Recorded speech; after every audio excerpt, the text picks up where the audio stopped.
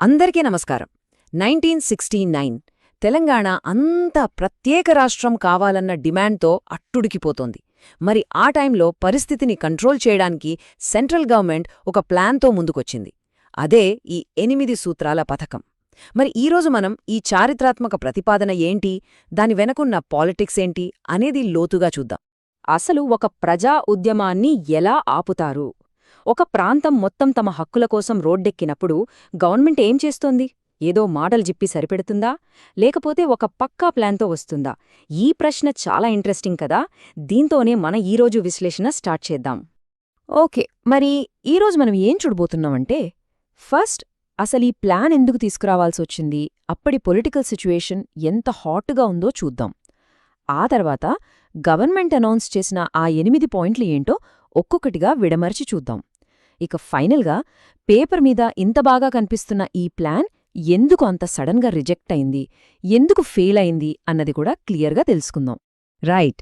So ముందుగా context చూద్దాం. అసలు ఈ 8 సూత్రాల పథకం తీసుకురావాల్సిన అవసరమేమొచ్చింది? ప్రధానమంత్రి ఈ అనౌన్స్మెంట్ చేసే టైంకి పొలిటికల్ ప్రెషర్ ఏ రేంజ్లో ఉందో ఒక్కసారి చూద్దాం. అప్పుడు తెలంగాణలో సిచ్యువేషన్ కంప్లీట్గా చేజారిపోతోంది. దీంతో ఢిల్లీలో టెన్షన్ మామూలుగా లేదు. ప్రైమ్ మినిస్టర్ ఇందిరాగాంధీ కేవలం 24 అవర్స్లో బ్యాక్ టు బ్యాక్ మీటింగ్స్ పెట్టారు. చూడండి, ఏప్రిల్ 10న పార్లమెంటరీ పార్టీ లీడర్స్తో మాట్లాడారు. ఆ నెక్స్ట్ డేని, అంటే ఏప్రిల్ 11న ఇటు తెలంగాణ అటు ఆంధ్ర రీజియన్ల లీడర్స్తో మీట్ అయ్యారు. ఇంకా చెప్పాలంటే అదే రోజు సాయంత్రం లోక్సభలో ఈ 8 పాయింట్ ఫార్ములాను అనౌన్స్ చేసేశారు. అంటే ఎంత అర్జెంట్గా ఈ డెసిజన్ తీసుకున్నారో మనం అర్థం చేసుకోవచ్చు. సరే, మీటింగ్స్ అయ్యాయి, డిస్కషన్స్ జరిగాయి. మరి ఫైనల్గా గవర్నమెంట్ ముందుకొచ్చిన ఆ సొల్యూషన్ ఏంటి, ఆ 8 సూత్రాల పథకమేంటో ఇప్పుడు చూద్దాం. అఫీషియల్గా గవర్నమెంట్ చెప్పిన గోల్ ఏంటంటే, తెలంగాణ డెవలప్మెంట్ ప్రోగ్రామ్స్ని ఇంకా బలంగా అమలు చేయడం, తెలంగాణ ప్రజలకు ఉద్యోగావకాశాలు పెంచడం. సింపుల్గా చెప్పాలంటే 2 మెయిన్ ప్రాబ్లమ్స్ని టార్గెట్ చేశారు. ఒకటి, తెలంగాణ డెవలప్మెంట్లో వెనకబడి ఉందనే ఫీలింగ్ని పోగొట్టడం. 2, గవర్నమెంట్ జాబ్స్లో లోకల్స్కి అన్యాయం జరుగుతోందన్న కోపాన్ని తగ్గించడం. నిజానికి ఈ 2 గదా ఉద్యమానికి మెయిన్ పిల్లర్స్. ఓకే, ఇక్కడ స్క్రీన్ మీద కనిపిస్తున్నవే ఆ 8 పాయింట్లు. ఒక్కొక్కటిగా డీటెయిల్డ్గా చూసే ముందు ఒక బ్రాడ్ ఐడియా కోసం వీటిని మనం 3 భాగాలుగా చూడొచ్చు. చూడండి, మొదటి 2 పాయింట్లు పూర్తిగా ఫైనాన్షియల్ ఇష్యూస్ మీద ఫోకస్ చేశాయి. అంటే ఉద్యమానికి గుండెకాయలాంటి మిగులు నిధుల సమస్య అన్నమాట. ఆ తర్వాత 3, 4, 5 ఈ 3 పాయింట్లు తెలంగాణ డెవలప్మెంట్ని మానిటర్ చేయడానికి కొత్త కమిటీలు, కొత్త పవర్స్ గురించి మాట్లాడాయి. ఇక లాస్ట్లో 6, 7, 8 ఈ 3 పాయింట్లు జాబ్స్లో ప్రొటెక్షన్, ఎంప్లాయీస్ ప్రాబ్లమ్స్, ఇంకా సెంట్రల్ గవర్నమెంట్ డైరెక్ట్ సూపర్విజన్ గురించి చెప్పాయి. సరే, ఇప్పుడు ఒక్కో పాయింట్లోకి డీప్గా వెళ్దాం. రైట్. ఇప్పుడు ఈ 8 పాయింట్లను ఒక్కొక్కటిగా విడదీసి చూద్దాం. అసలు ప్రతి పాయింట్ వెనుకున్న ఉద్దేశమేంటి? పేపర్ మీద ఉన్న ఈ ప్రతిపాదనలు రియాలిటీలో ఏం మార్పు తీసుకురావాలని అనుకున్నారో అనలైజ్ చేద్దాం. ఆ రోజుల్లో ఉద్యమానికి అసలు సిసలైన కారణం ఫైనాన్షియల్ ఎక్స్‌ప్లాయిటేషన్. తెలంగాణ ఆదాయం నుంచి వచ్చిన సర్ప్లస్ ఫండ్స్ లేదా మిగులు నిధులు అన్నీ ఆంధ్ర ప్రాంతం డెవలప్మెంట్కి వాడేస్తున్నారనేది చాలా పెద్ద ఆరోపణ. అందుకే చూడండి, ఫస్ట్ పాయింట్ ఏం చెప్తోందంటే, ఒక హై పవర్ కమిటీ వేయాలి. దానికి సుప్రీంకోర్టు జడ్జ్ హెడ్గా ఉంటారు. ఆ కమిటీ అసలు తెలంగాణకి రావాల్సిన ఆ మిగులు నిధులు ఎంత ఉన్నాయో కరెక్ట్గా లెక్క తేల్చాలి. ఇక రెండో పాయింట్, అలా లెక్క తేలిన డబ్బును తెలంగాణ డెవలప్మెంట్ కోసమే ఎలా ఖర్చు పెట్టాలో ఒక పక్కా ప్లాన్ రెడీ చేయాలని చెప్పింది.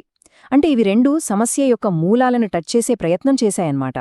ఇక మూడో పాయింట్ చాలా ఇంట్రెస్టింగ్. ఇది ఒక కొత్త బాడీని ప్రపోజ్ చేసింది. దాని పేరు తెలంగాణ డెవలప్మెంట్ కమిటీ.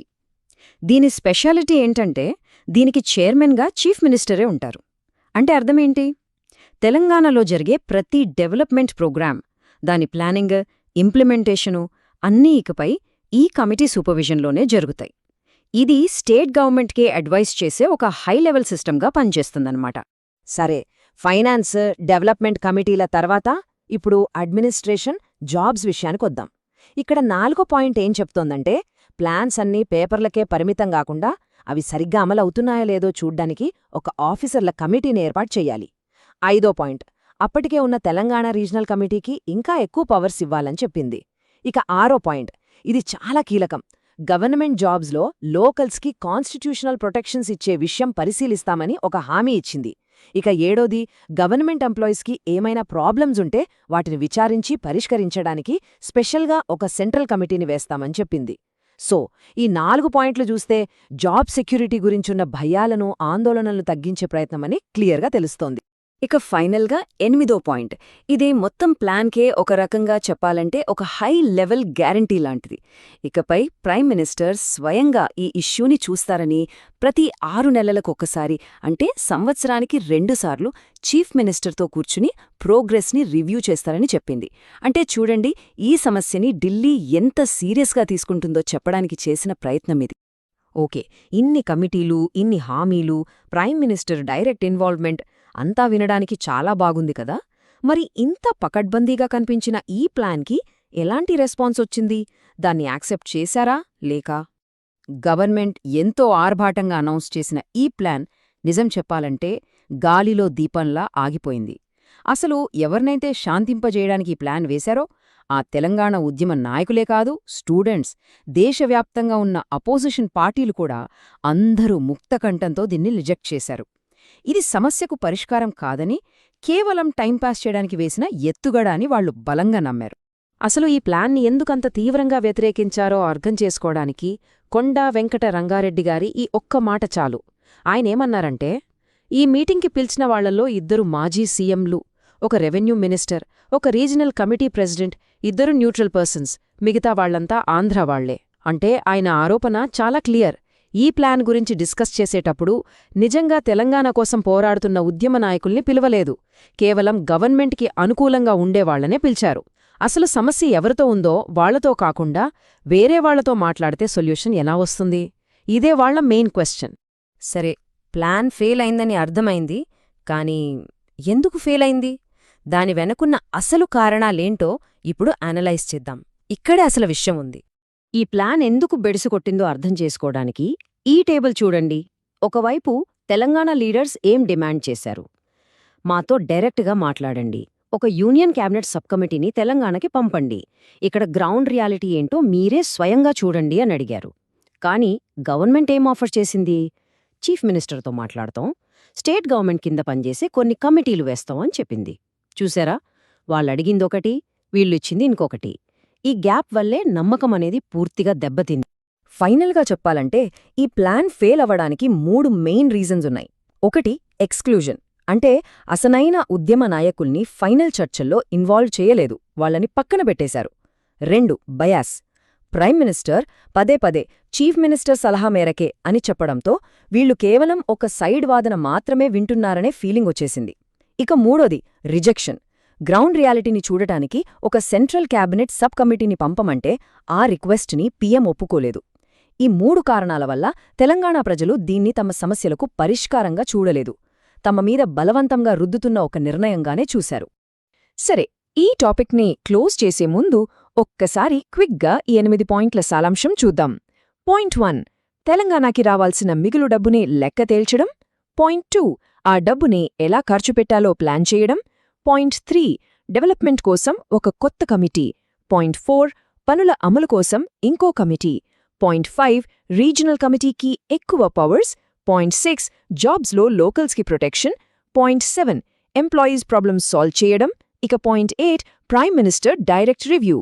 చూడ్డానికి పేపర్ మీద ఎంత పర్ఫెక్ట్గా ఉన్నా పొలిటికల్ విల్, అందర్నీ కలుపుకుపోయే తత్వం లేకపోవడం వల్ల ఇది పూర్తిగా విఫలమైంది. సో ఈ 8 సూత్రాల పథకం చరిత్రలో ఒక ఫెయిల్డ్ ఎక్స్పెరిమెంట్గా మిగిలిపోయింది. కానీ అది ఒక చాలా ఇంపార్టెంట్ లెసన్ నేర్పింది. అదేంటంటే, ఒక ప్రజా ఉద్యమాన్ని డీల్ చేసేటప్పుడు కేవలం పేపర్ మీద ప్లాన్లు వేస్తే సరిపోదు, ఆ ప్రాసెస్లో ప్రజలని ఇన్వాల్వ్ చేయడం, వాళ్ళ నమ్మకాన్ని గెలుచుకోవడం అంతకన్నా ముఖ్యమని ఇది ప్రూఫ్ చేసింది. అయితే ఇక్కడ నా ఫైనల్ క్వశ్చన్ ఏంటంటే, ఈ ప్లాన్ ఫెయిల్ అవ్వడమనేది అప్పటి పవర్ బ్యాలెన్స్ గురించి, ఢిల్లీకి రాష్ట్రానికి మధ్య ఉన్న సంబంధాల గురించి మనకు ఏం చెబుతోంది?